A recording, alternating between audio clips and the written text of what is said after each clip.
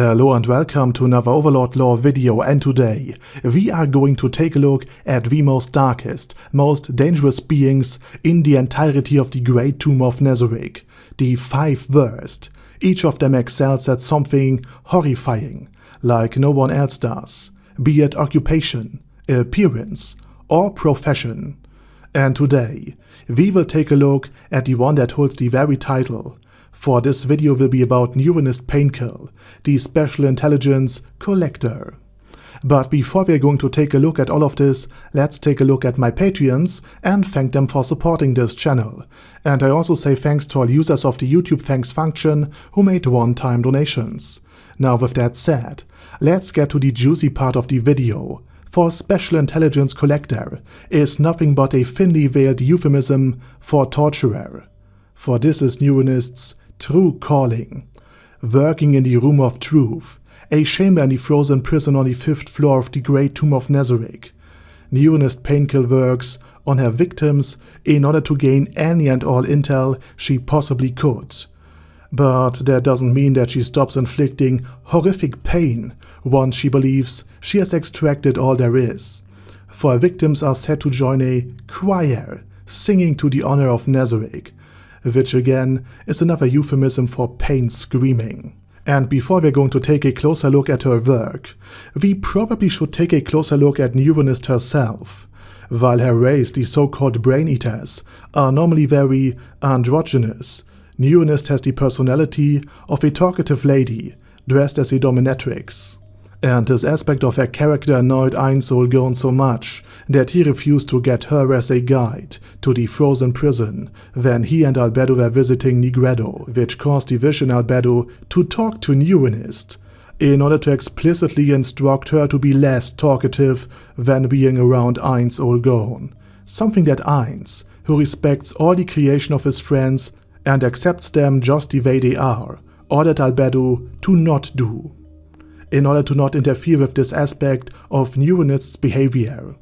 And Neuronist herself, despite making Overlord deeply uncomfortable, also deeply respects him, and openly states that the reason why Overlord was so beloved by the other NPCs and herself is that he stayed with them, while everyone else had already left. Now Neuronist, aside from being quite babbly, is also, at least on the first glance, quite vain. And she thinks herself to be way prettier than Albedo and Sheltier, which is absurd, considering how they two are looking. That is, as long as you don't take a second look. For Sheltier had been described by Neuronist as a leech, which is completely true, since her real form is that of a leech-like vampire. And Albedo, while beautiful looking when she wears her dress, has been described by Neuronist as a big-mouthed ape. Which might be very well true, considering that many heteromorphs have a second different form. So in case of Albedo, this could be a Nalfeshni, an ape-like demon built like a tank, able to withstand extreme damages. And I really like how all of these little lore details are woven into the wider story. Now, aside from all of this, let's get to her profession. As a special intelligence collector, she has various means to inflict pain onto her... Now let's stick to the euphemisms and call them customers. But perhaps the greatest of her assets comes in the form of pale white humanoids, with clear veins running through their otherwise pale surface. These are Neuronist's own healers. For eventually, any customer, no matter how strong or resilient, would succumb to the injuries caused during the extraction process, and therefore it is quite important to keep them alive. So in other words, no matter what kinds of injuries Neuronist inflicts, they can be cured within seconds, and therefore any procedure could be repeated indefinitely, because these humanoids are healers.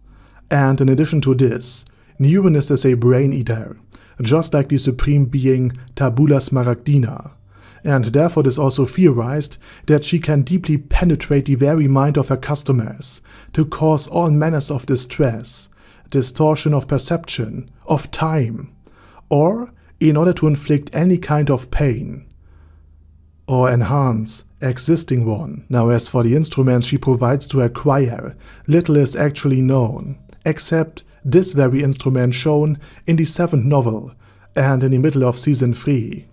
And let me just say this in order to not get dragged into YouTube's very own torture chamber. The creator of Neuronist Painkill apparently suffered from kidney stones.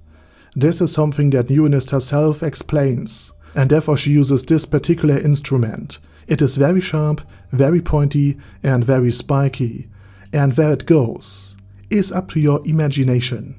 And this is also something that Neuronist describes more as something minor in the category of pain, and therefore the member of Heavy Measure, one of the invading worker teams, were soon in a lot of pain.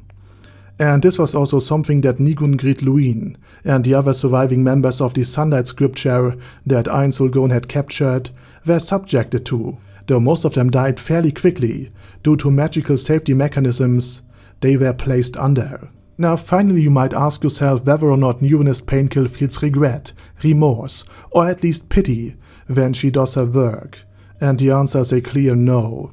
She sees herself as a creation of the supreme beings, only alive to serve them, and therefore she would never show any sympathy or pity to her customers. That sullied the great tomb of Nezarec with her presence. And with that said, Neuronist Painkill, one of the 5 worst, had been explained. And next time, I think we will take a look at the inhabitant of the worst. And to you, my dear viewers, I wish you a very nice day, and furthermore, I say my special thanks to Bad Guy Ye, Bad Burrito 316, Be There, Ben C, Brandon D, Chrissy, Crowley 0221, Sia, Dad Slime, Death is Mercy, Deathless Dragonlord, Demon Xenomorph 1987, Devin Downen, Ding Dong, Duckwagon, Dystopia, Dystopia II, Enigmatic Unicorn, Theralchivan, Guy with That Head, Hector Marino, Hoss, Huster, Jacob G, Jana B, Jason, J. Morris, Chromius, Legendarius, Lelouch Ribetania with a Mustache, Lexus Fox, Lord Nishikian Rai, Lord Touch Me, Mervek, Mr. Shoes, Mr. Tweaker, Michael R, Michael Y, Normal Toad, O'Kill, Overlord General Gasper, Paddy Pantum, Personage, Primus 11, Q Nakairkos P, Sharecox's Daddy, Shadow Lightning Wolf, Shrine Keeper, Super Tier Magic Batista Bomb, Staris, Ted, Texas Tier, The Orc Warboss, Rock Ed Smasher, T.E. Wang, Vash Hawkeye, Vegito 27, Venture Fanatic, Wilhelm, and Zonagon. Thanks guys. Anyway, have a nice day and I hope to see you all again soon under my next video.